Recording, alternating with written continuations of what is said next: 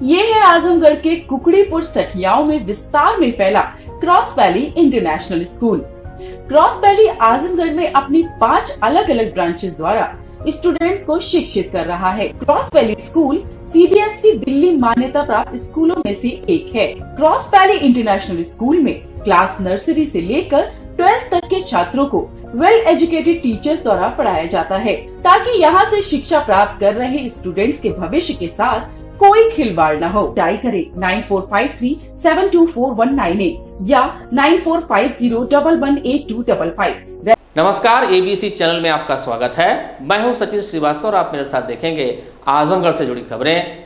आइए नजर डाल लेते हैं आज की खास खबरों पर। बुधवार को मंडल रेल प्रबंधक विजय कुमार पंजियार ने सिग्नल अपग्रेडेशन को लेकर प्रस्तावित अत्याधुनिक स्टैंडर्ड इंटरलॉकिंग कार्य का निरीक्षण किया। मऊ से आजमगढ़ के मध्य पड़ने वाले सभी स्टेशनों के सिग्नल अपग्रेडेशन का कार्य पूरा किया जा चुका है। अब केवल आजमगढ़ स्टेशन का ही कार्य बाकी है। उन्होंने बताया कि लॉकडाउन के चलते अधर में लटका रहा यह कार्य अब 18 मई से शुरू कर दिया जाएगा, जिसके 1 सप्ताह में पूरा होने की उम्मीद है। इस कार्य के जरिए सेमाफोर सिग्नल, कलर लाइट सिग्नलों में नील्स टोकन ब्लॉक यंत्रों के स्थान पर यूनिवर्सल फेल सेफ ब्लॉक यंत्र लगेंगे, जिससे सुरक्षा की दृष्टि से व्यापक सुधार हो जाएगा। आजमगढ़ स्टेशन में एक बहुत ही इम्पोर्टेंट महत्वपूर्ण सेफ्टी का काम होना है और ये काफ़ी मेजर काम है, जिसमें कि स्टैंडर्ड 1 इंटरलॉकिंग जो है यहाँ रूडिमेंट्री इंटरलॉकिंग, बड़ा प्रिमिटिव इंटरलॉकिंग बोलते हैं उससे आधुनिकतम इंटरलॉकिंग सिस्टम स्टैंडर्ड 3 इंटरलॉकिंग में कन्वर्ट होगा। और यार्ड में भी कई सारे चेंजेस हैं, लेआउट में बदलाव हैं, वो सारे काम किए जाएंगे। हम लोग प्लान कर रहे हैं इस काम को 18 तारीख से करने का। उससे 18 तारीख से करीब 1 सप्ताह का समय तकरीबन लगेगा इसमें।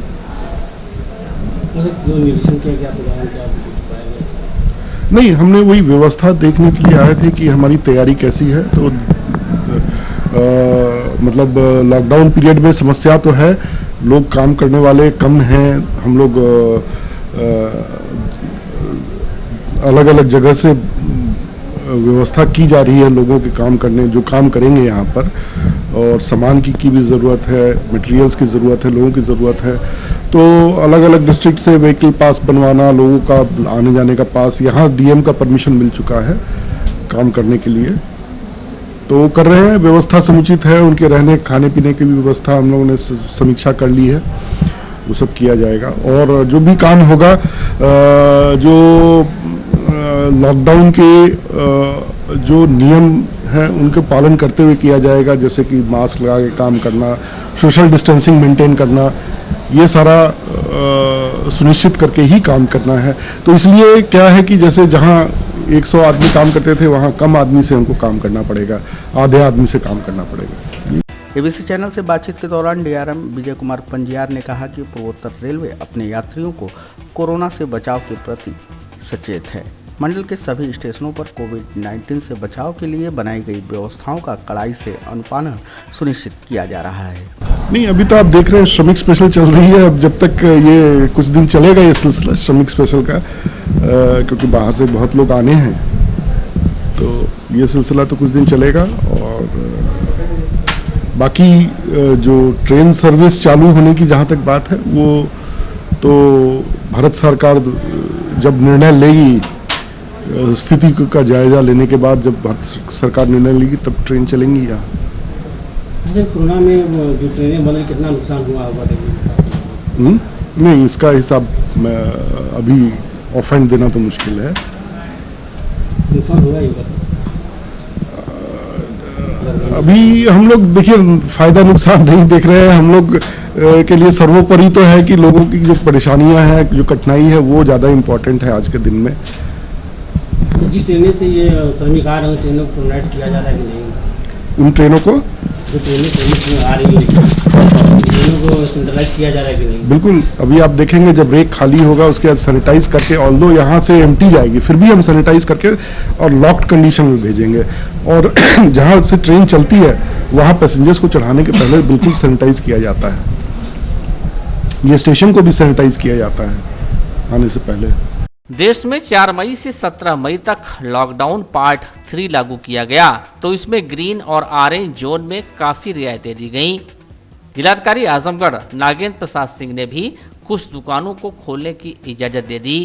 सप्ताह में 3 दिन कपड़ा, टेलर और ड्राई क्लीनिंग और 3 दिन अन्य दुकानों को खोलने का आदेश दिया गया।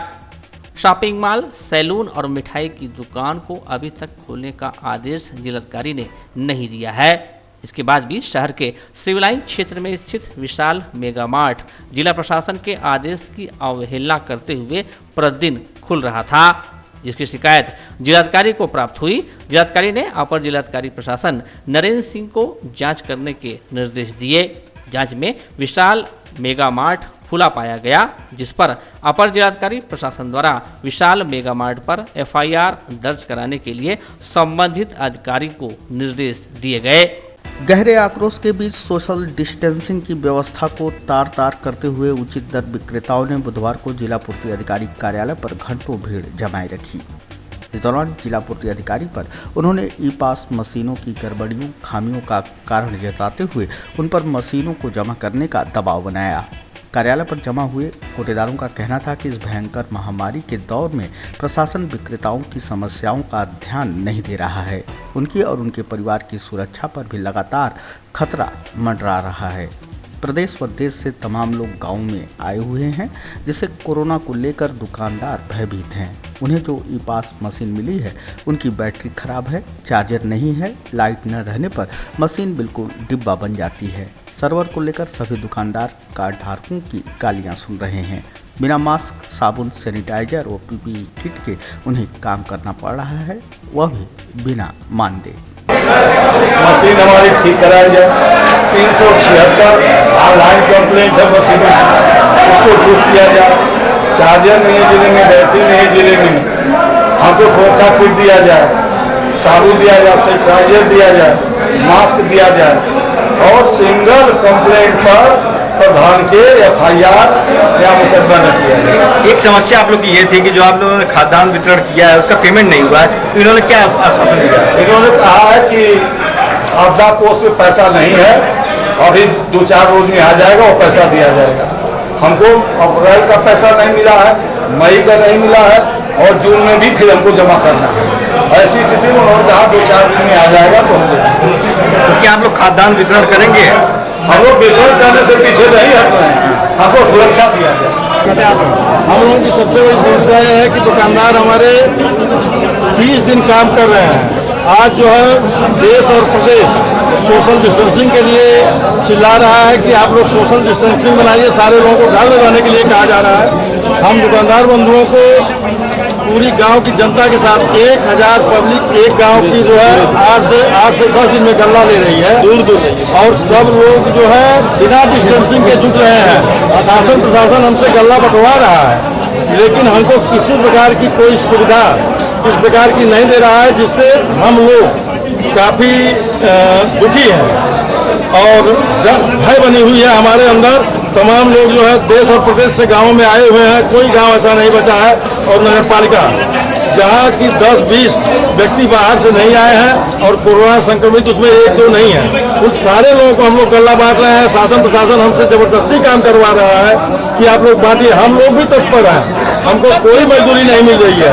हम कह रहे हैं कि भाई कदम से कदम मिला के चलेंगे। मजदूरी की बात आज जो स्थिति देश की चल रही, हमको मजदूरी नहीं चाहिए, लेकिन हमको सुरक्षा चाहिए। हम उस पब्लिक के बीच में हैं, हमारा भी परिवार है, हमारे भी बच्चे हैं। आज आप लोग अपनी मांग को लेकर के तहसील परिसर में धरना दिए हैं और सोशल डिस्टेंसिंग का जरा भी पालन नहीं किया जा रहा है। ऐसे में क्या किया जाएगा? या तो हमारे दुकानदार बंधु उत्तेजना में अपनी सोशल डिस्टेंसिंग को भूल जा रहे हैं, जो सरासर गलत है। मैं बार बार चिल्ला रहा हूँ कि आप लोग सोशल डिस्टेंसिंग में रहिए। जबकि प्रधानमंत्री का निर्देश है कि यह प्रधानमंत्री का निर्देश है, जिला प्रशासन का निर्देश है, लेकिन यह लोग अपने दर्द को लेकर के सोशल डिस्टेंसिंग को भूल जा रहे हैं। और हमारे दुकानदार गांव में भी सोशल डिस्टेंसिंग नहीं, पब्लिक के बीच में रहे तो उनको आदत बन गई है और सोशल डिस्टेंसिंग का पालन नहीं करवा पा रहे हैं। मजबूरी हो गया है कि हमको वितरण के समय सुरक्षा व्यवस्था दी जाए, हमको सैनिटाइजर दिया जाए, PPE किट दिया जाए और मैनुअल बांटने के लिए आदेश दिया जाए। बार बार पब्लिक से अंगूठा लगवाना है, हम सोशल डिस्टेंसिंग का पालन कहाँ तक कर पाएंगे। वहीं दूसरी तरफ जिला पूर्ति अधिकारी देवमणि मिश्रा ने कहा कि कोटेदारों की मांगे जायज हैं, जिनका निराकरण किया जाएगा। विक्रेताओं की कुछ समस्याएं हैं जो जेन्युइन समस्याएं हैं, जिस पर हम और शासन स्तर से विचार किया जा रहा है। उसमें एक तो ये कि वितरण के दिवसों में जो है बड़ी संख्या में कार्डधारक आ जाते हैं, सर्वर नहीं काम करता है, नेट काम नहीं करता है, कार्डधारकों का आक्रोश विक्रेताओं पर पड़ता है, उठता है, विक्रेता ही परेशान होता है। एक तो समस्या ये थी। इसी में बहुत सारे दुकानों पर मशीनें खराब हो गई हैं, उनकी जो बैटरी खराब हो गई है। इन सब चीज़ों से शासन को अवगत कराया गया है। खाद्य आयुक्त महोदय को पत्र भेजा गया है कि जनपद में 376 मशीनों की बैटरी खराब है, उनको यथाशीघ्र के बदलवाया जाए। वहाँ से आश्वासन मिला है, जल्दी से जल्दी हम इसको बदलवाएंगे, आपके पास स्टॉक भिजवाएंगे, आप इसे बदल करके ठीक करा लीजिए। एक दूसरी समस्या थी, विक्रेताओं द्वारा माह अप्रैल में खाद्यान्न का जो वितरण किया गया, वो उठान तो उसकी पैसा लगाकर की गई, लेकिन उसमें कुछ कार्डधारकों को निःशुल्क वितरण कराया गया, उसके पैसे की बात थी। उसके लिए हम लोगों ने बेनिफिशियरी का निर्माण कर लिया है। हर कोटेदार का कितना रुपया बनता है, इसकी एक पूरा ड्राफ्ट बना लिया है, और उस ड्राफ्ट प्रारूप पर जो है जैसे ही पैसा आ जाता है हम उनको बेनिफिशियरी बना के लिए हैं और हमको उनको दे देंगे। वो दूसरा जो इशू था। तीसरा इन लोगों के साथ ये था कि हम लोगों को वर्तमान में कोविड को देखते हुए हम लोगों से जो वितरण का काम कराया जा रहा है, उसमें हम लोग को भी सुरक्षा उपलब्ध कराया जाए। सुरक्षा दृष्टिगत के दृष्टिगत पिछले माह इन लोगों को मास्क दिलाया गया था। जल्दी में अभी सोप आया है, लाइफ बॉय का सोप आया है, साबुन आया है, उसे भी डेलीगेट कराया जा रहा है, भिजवाया जा रहा है। और भी कोई अगर आवश्यकता बनी, समर्थता रही, तो उन लोगों को सैनिटाइजर इत्यादि वगैरह, ग्लव्स वगैरह दिलाया जाने का प्रयास किया जाएगा। कुछ एक विक्रेता जो है अगर नहीं किए होंगे, आमतौर पर जो है सबसे जो है इसका अनुपालन कराया गया है। कहीं अगर रहा होगा तो भीड़ में थोड़ी बहुत अगर चूक हुई होगी तो हो सकता है, सामान्य तौर पर प्रयास किया गया है कि सोशल डिस्टेंसिंग यहाँ भी पूरा कराया गया। जो नए कार्ड वाले हैं उनको राशन नहीं मिल पा रहा है? नहीं, राशन कार्ड चूँकि जो खाद्यान्न आता है वो 2 महीने पहले के ऑनलाइन डेटा पर आता है। ऐसी स्थिति में और कार्डधारक जुड़ते जाते हैं तो खाद्यान्न मौके पर जो उपलब्ध होता है उसी का वितरण कराया जाना होता है। तो जो विक्रेता के पास खाद्यान्न रहता है उस पर वितरण कराए जाने का निर्देश दिया गया है। बस या ट्रेन से आ रहे प्रवासी मजदूरों के किराया को लेकर भ्रम की स्थिति बनी हुई थी, जिसे जिलाधिकारी एनपी सिंह ने दूर किया। उन्होंने बताया कि जो भी मजदूर बाहर से आ रहे हैं उनसे कोई किराया नहीं लिया जा रहा है। उन्होंने बताया कि हरियाणा, मध्य प्रदेश, गुजरात और पंजाब के बाद अब महाराष्ट्र और राजस्थान से श्रमिकों के आने का सिलसिला शुरू हो गया है।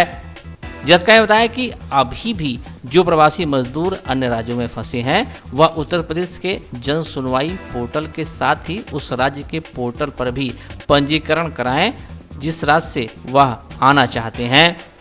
बस से आए या ट्रेन से आए, उनका खर्च राज्य सरकार वहन कर रही है।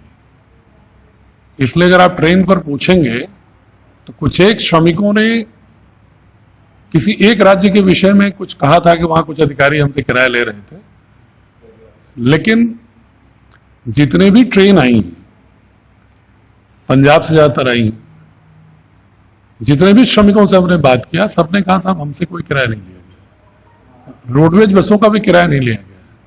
लेकिन जो मजदूर यह सब फीडबैक दे रहे हैं कि किसी राज्य में लिया गया है, तो हमने इस फीडबैक को अपने नोडल अधिकारी अपर मुख्य सचिव गृह को अवगत करा दिया है, ताकि उसके विषय में फर्दर देखेंगे क्या किया जा सकता है। प्रवासी मजदूरों को जिन इच्छुक हैं या जिनकी विवशताएं हैं वहां पर, उनकी चिंताओं को दूर करने के लिए चरणबद्ध ढंग से माननीय मुख्यमंत्री जी प्रयास कर रहे हैं। उसके लिए भारत सरकार का प्रोटोकॉल है कि प्रदेश सरकारें आपस में वार्ता करती हैं और आपस में जहां से चलना है वहां से वहां की राज्य सरकार चिन्हित करके, उनका पंजीकरण करके, उनके स्वास्थ्य का प्राथमिक परीक्षण करके उनको परिवहन के युक्त पाती है, उसके बाद ही उत्तर प्रदेश वहां से उनके आवागमन की रेल या रोडवेज किसी माध्यम से व्यवस्था करती है। महाराष्ट्र के विषय में भी ये प्रक्रिया शुरू हो गई है। अभी तक मध्य प्रदेश, हरियाणा, गुजरात 3 जगहों से लगातार लोग आए हैं। अब राजस्थान के लिए भी ट्रेनों की स्वीकृति मिल रही है। जैसे आजमगढ़ है, अलवर में 16 से चल के 17 को ट्रेन आएगी। महाराष्ट्र से विभिन्न स्थलों से कई ट्रेनें प्रदेश सरकार ने स्वीकृत किया है, जिनका आगमन परसों से शुरू हो गया है। उनमें से कुछ ट्रेन लखनऊ आई हैं, कुछ ट्रेन कानपुर आई हैं, कुछ ट्रेन गोरखपुर आई हैं। हमारे पड़ोस के कल एक ट्रेन जौनपुर आई थी पालघर से, उसमें से भी आजमगढ़ के 236 लोग थे, रात में आए हैं। बहुत सारे लोग रोडवेज बसों से भी मुंबई के आए हैं। महाराष्ट्र के लगभग हमारे पास अगर बसों से 6084 लोग आए हैं कल शाम 6 बजे तक, तो उसमें से महाराष्ट्र के भी 788 लोग हैं। तो ऐसा नहीं है कि मुंबई महाराष्ट्र से नहीं आ रहे हैं लोग। उनको आपको ये जागृत करना होगा कि जन सुनवाई के पोर्टल पर अपना रजिस्ट्रेशन करा दें और अपने जनपद में जहां रह रहे हैं वहां के राज्य सरकार के पोर्टल पर रजिस्ट्रेशन करा दें कारण सहित, और उनके प्राथमिक क्वारंटाइन और स्वास्थ्य परीक्षण के बाद राज्य सरकार वहां की सहमति जिन सूची को देती है प्रदेश अपने खर्चे पर, इसमें किसी हर प्रांत के साथ एक ही नियम। आजमगढ़ के कंदरापुर थाना क्षेत्र के भंवरनाथ मंदिर के समीप स्थित पोखरा के भीठा पर बुधवार की सुबह एक युवक का शव मिलने से सनसनी फैल गई। युवक की पहचान शहर कोतवाली के मंछोभा गांव निवासी 40 वर्षीय संपूर्णानंद उपाध्याय पुत्र स्वर्गीय कल्पनाथ उपाध्याय के रूप में हुई। वह 2 वर्ष से भंवरनाथ मंदिर के पीछे किराए का मकान लेकर रहता था। एक हाथ और एक पैर से दिव्यांग को शराब पीने की आदत पड़ चुकी थी, जिसके चलते उसने अपने हिस्से की भूमि 6 माह पूर्व 20 लाख रुपए में बेच दी थी। मृतक के परिजनों ने हत्या की आशंका जताई है। उनका आरोप है कि संपूर्णानंद ने जिन लोगों को उधार रुपए दिया था वही लोग हत्या करा दिए। वहीं पुलिस अधीक्षक त्रिवेणी सिंह का कहना है कि शव का पोस्टमार्टम कराया जा रहा है। पीएम रिपोर्ट आने के बाद आगे की कार्रवाई की जाएगी। एक व्यक्ति मिला हम लोगों को, उसको पोस्टमार्टम के लिए हमने भिजवा दिया। पोस्टमार्टम रिपोर्ट आने के बाद ही कुछ कहा जा सकता है इसमें। 1 मई से अन्य राज्यों और प्रदेश के दूसरे जनपदों से अब तक आजमगढ़ में करीब 30,000 प्रवासी मजदूर आ चुके हैं।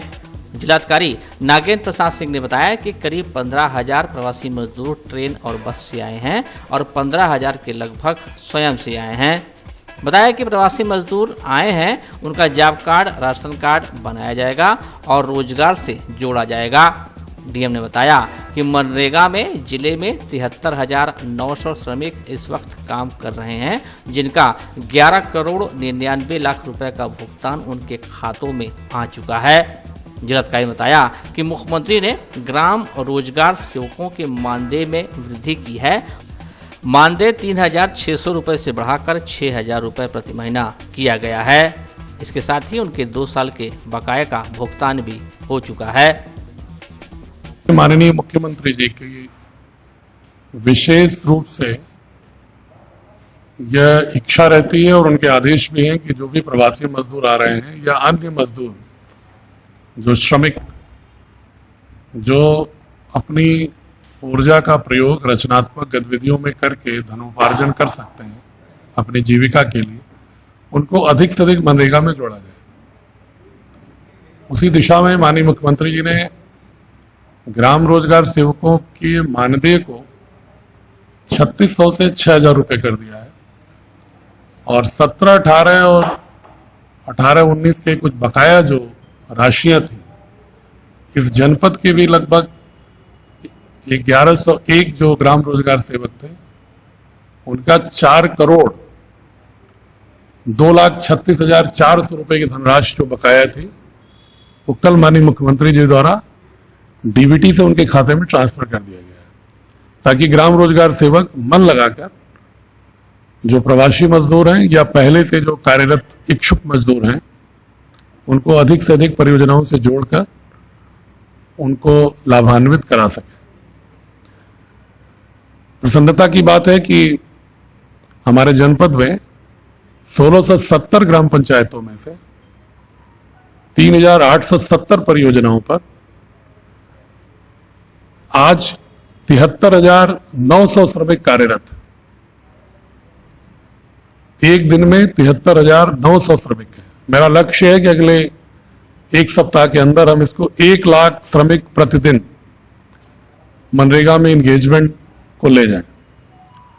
और मुझे उम्मीद है कि जिस तरह से इच्छा दिखा रहे हैं श्रमिक, और इसलिए भी इच्छा दिखा रहे हैं कि पहले भुगतान की समस्या होती थी या राशि कम थी, क्योंकि राशि भी पिछले साल से 20 रुपए बढ़ गई है, 202 प्लस जो धनराशि भुगतान में विलंब होते थे अब 1 सप्ताह के अंदर विलंब भुगतान होने लगा है।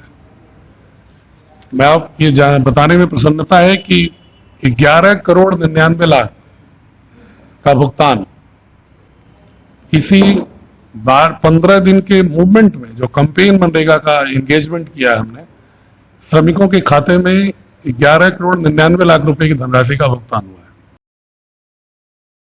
1 लाख श्रमिक प्रतिदिन कार्य करेगा तो स्वाभाविक है कि मनरेगा से 202 लाख रुपए पर डे मजदूरों के खाते में जाएगा, जो ग्रामीण अर्थव्यवस्था और उनके व्यक्तिगत जीवन के लिए उचित होगा। प्रवासी मजदूर आज की तारीख में 1 मई से लेकर लगभग 30,000 आ चुके हैं। जैसा कि मैंने बताया कि 15,039 रेल और रोडवेज से और लगभग 14,000 के लगभग सीधे। इन 30,000 मजदूरों की सूची, कल तक की सूची हमने मुख्य विकास अधिकारी को दे दिया है, विकास खंडवार, ग्रामवार, ताकि सेक्रेटरी और बीडीओ इनका 3 काम करें। एक जॉब कार्ड मनरेगा का, जब तक वो क्वारंटाइन है इस दौरान में प्रोसेस कर लें। दूसरा, अगर उनका राशन कार्ड नहीं है तो राशन कार्ड का फॉर्म भरवा दें। और तीसरा, अगर मुख्यमंत्री की 1000 दिहाड़ी योजना में सम्मिलित हो रहे हैं तो उसमें उनको सम्मिलित करते हुए इनको लाभान्वित कराएं। तो सूची को पूर्णतः बनाने के 2 उद्देश्य हैं। पहला तो ये कम्युनिटी संक्रमण न हो, इसलिए उनको हम स्वास्थ्य परीक्षण करा के प्रोटोकॉल के हिसाब से हेल्थ डिपार्टमेंट की कार्रवाई करें। और दूसरा, उनके जीविकोपार्जन के लिए हम फौरी तरीके से राशन कार्ड, मनरेगा का जॉब कार्ड और दिहाड़ी योजना में पात्रता की स्थिति में जोड़ें। और लॉन्ग टर्म के लिए हमने एक 11 अधिकारियों की कमेटी बना दी है। जितने भी प्रवासी मजदूर या उन गांव में पहले से जो स्किल्ड लोग हैं उनकी सूची तैयार करें। जो मजदूर बाहर से आ रहे हैं उनके भी स्किल की मैपिंग करें और उनको किस तरह से लोकल प्रोडक्ट्स के साथ बैंकों की स्कीम से फाइनेंस करा के मार्केट लिंकेज करके उस ग्रुप को कैसे हम आगे बढ़ा सकते हैं, उसके बारे में रणनीतिक रूप से कार्रवाई करें।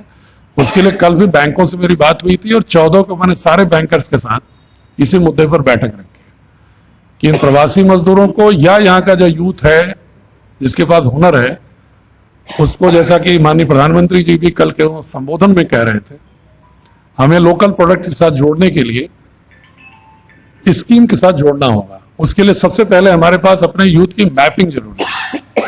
और जो लड़के हाई स्कूल इंटर पास हैं, स्किल्ड नहीं है इन प्रवासी मजदूरों में से, उनको हम कौशल विकास मिशन, दीनदयाल उपाध्याय कौशल विकास योजना, प्रधानमंत्री कौशल विकास मिशन, आरसीटी के साथ ट्रेनिंग कराने का भी प्लान करेंगे। और आज जो भारत सरकार का जो पैकेज है उसमें भी जहां जहां कोई संभावना दिखेगी, वो जो हमारे जनपद में सीडीओ की अध्यक्षता में जो हमने 11 अधिकारियों की कमेटी बनाई है, वो जो पैकेज आज माननीय वित्त मंत्री की ओर से आ जाएगा, कुछ स्पष्टता हो जाएगी। उसके बाद हम रणनीतिक रूप से अगले 10 दिनों में एक कार्य योजना बना लेंगे ताकि माइक्रो प्लान के स्तर पर, गांव स्तर पर उसको क्रियान्वित किया जा सके। प्रवासी मजदूरों को लेकर जनपद पहुंचने का स्पेशल श्रमिक ट्रेनों का सिलसिला लगातार जारी है। मंगलवार को 2 श्रमिक स्पेशल ट्रेन जनपद आईं। एक ट्रेन सुबह पंजाब के जालंधर से 1334 यात्रियों को लेकर यहां पहुंची, तो दूसरी ट्रेन 1200 प्रवासी श्रमिकों को लेकर सूरत, गुजरात से यहां आई। इन दोनों ट्रेनों में आने वाले सभी यात्रियों का रेलवे स्टेशन पर मेडिकल परीक्षण और थर्मल स्क्रीनिंग की गई। इसके बाद सभी को बसों के माध्यम से प्रशासन द्वारा बनाए गए शेल्टर होम में भेजा गया। यहां से 2 दिनों के बाद उन्हें होम क्वारंटाइन किया जाएगा।